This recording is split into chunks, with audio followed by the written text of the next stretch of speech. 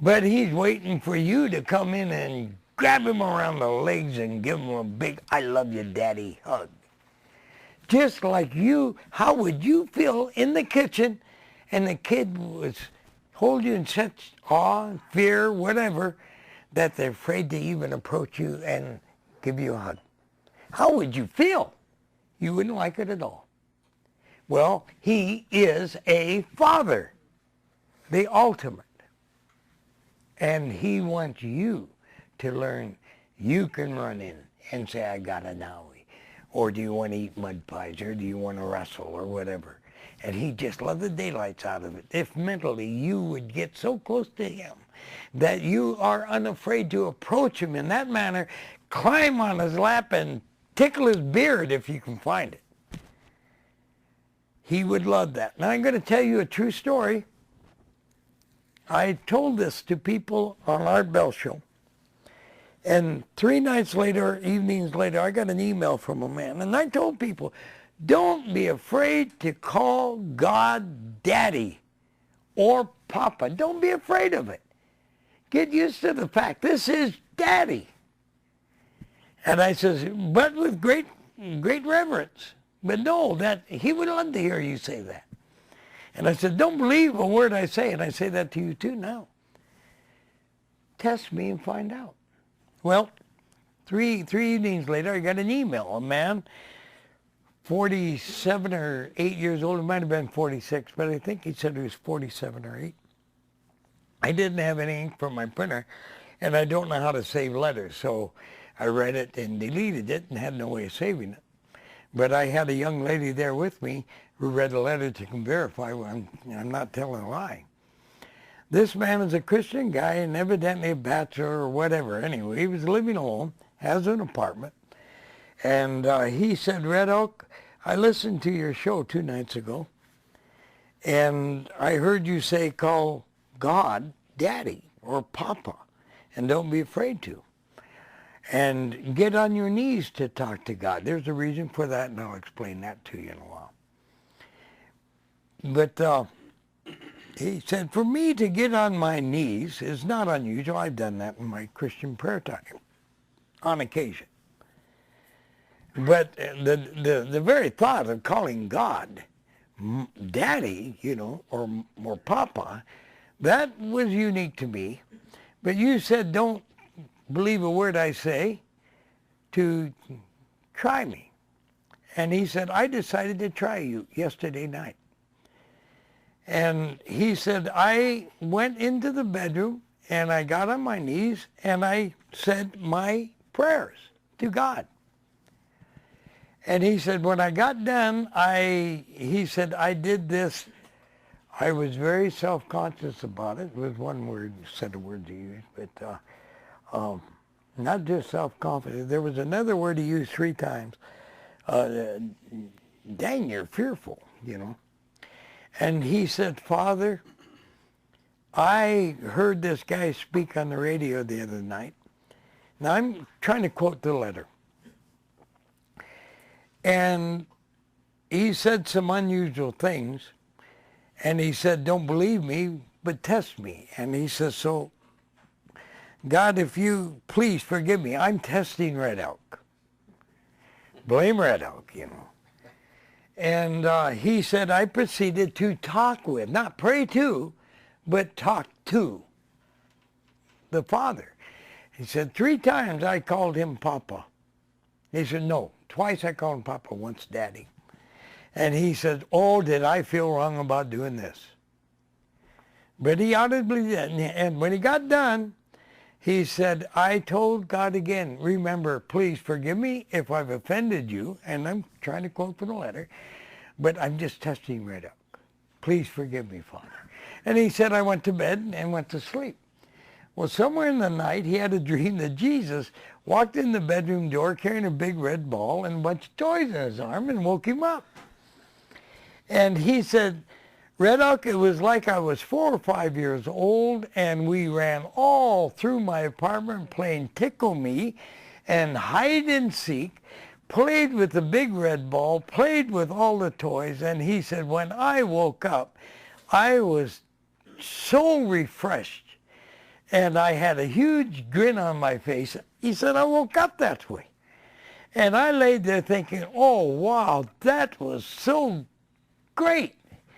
And he said, I laid there and thought about it for quite a while. I had never had an experience like that.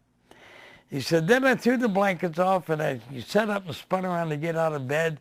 And there in the rug in front of me was a red ball and all the toys.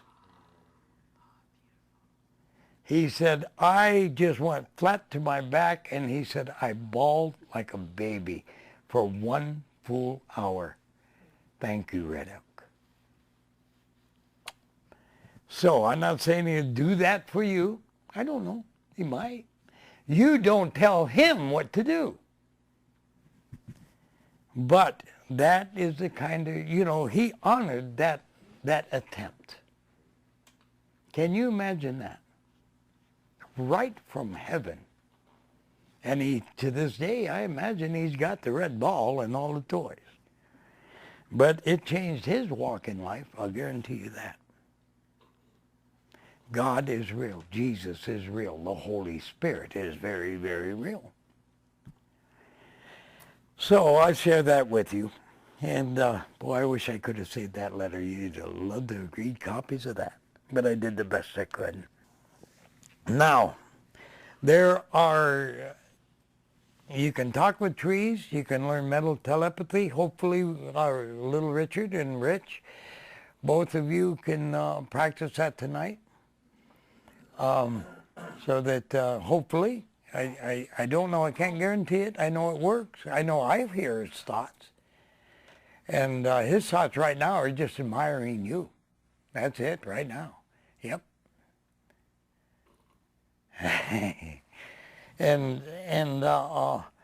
But little Richard's 19 years old. He's got a 19-year-old brain, angelic-like indeed, but a thinker. And if a rock can think and send thoughts, so can this kid. And anyway, I'll teach you how to communicate with each other, because it won't be to you alone. It'll be to both of you. I'll teach you. And all of you at the same time. I'll have you break up and try it. But maybe we ought to start with that. I was going to do the tree thing, but that is quite involved, and people have to go outside to walk around and see who wants to chat. And so we'll get to it, all right, please. But telepathy. On demand, talking to each other mind to mind, and we all know that telepathy exists because, gee, I was just thinking that, when somebody says something. But this is on demand. This is being able to do it anytime you want. Little Richard, I want you to pay attention to me, please. Okay, thank you. I hear you, he said. All right. What you do is you try to find a dead spot, like that big white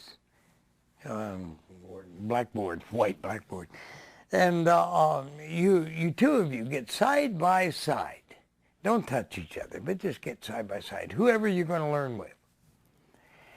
And the idea is to clear your mind as much as possible, both of you. Now, you're listening, aren't you, Richard? And I'm speaking to you, little Richard. I'll call you Rich. He's Richard, okay? For the benefit. I know what yeah, but I'll call him Richard and I'll call you Rich. And so you stand side by side, but in your case, wheel him up to something and stand next to him. Both of you have got to clear your mind from noises and stuff that might be going on around you. And it works best if there's no TV or no radio going and distractions. One is going to send and the other is going to receive. Now, all the things that Christ did is done by a combination of 5. All 5 senses. Sight, sound, smell, hearing, feel, whatever, all 5 senses. In one way or another, they all combine to work. You don't see God, but you feel his love. That's sensing, feeling, if you want. So it's a form of touch. But nevertheless, you both clear your mind. It's mandatory that you both clear your mind. And you're standing in front of this blank wall. Nothing to distract your eyesight. No noises outside if you can help it, or inside, hopefully. And one is to send a thought, a picture, a very simple picture. The more simple, the better. A stick. I like to send a ball. And if you want to send a ball, you pick the color and the size. And it's that simple, just an object, nothing complicated. One gal sent me a bunch of running horses, first time she ever tried it. Good Lord, forget it. She wasn't that good a sender the first time she ever tried it. And she was seeing a bunch of blurs, and there was just blurs in my thought. And when the sender got it firmly in his head, he can almost smell that ball, almost grasp it with his hands, almost hear it bouncing, smell, yeah, you got the idea. Smelling the rubber of the ball. Maybe it's got fuzz on it. I don't know. That's your ball. You make it up. But using the five senses makes it so strong in your thoughts. Remember, we're working on Bible principle. Thoughts are real. Ta-da. So you got a real thing there in your thought. Now, you project that thought, that ball or whatever, onto the screen, onto the empty wall. See it there. See it stuck right there. And then tell your receiver, okay, I'm ready, I'm sending. And then keep that ball stuck there. Keep seeing it in your head. This one that's to receive has to keep the mind clear as possible. What do you see? Color red. Now, did they see a red ball? No, they did not, but they saw red. You got to learn to ride a tricycle before you get good enough to ride a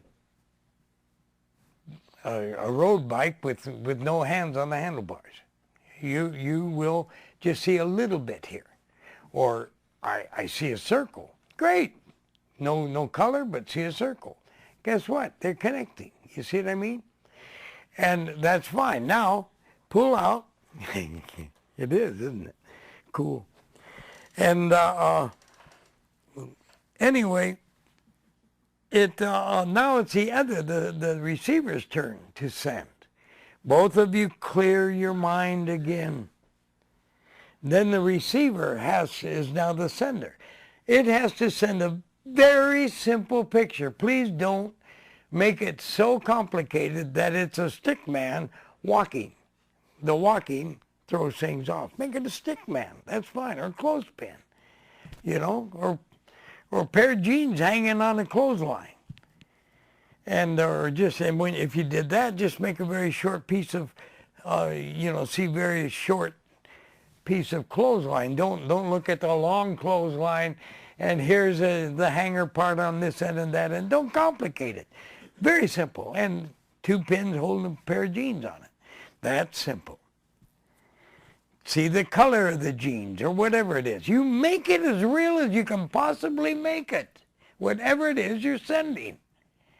And get the 5 senses working until, bam, it's really solid in there. Then, bam, send that. Just send the thought to the wall or whatever you're facing. And it's just stuck there, kind of blaring. And you say to the one that's now receiving, okay, I'm ready, I've sent. Or I'm sending, because you are sending. You got to continue on. And that one says, well, I see wood. Say it's a clothesline. Where's wood? You had 2 clothespins. And that might be all he sees, or she, but it's a start. It's running.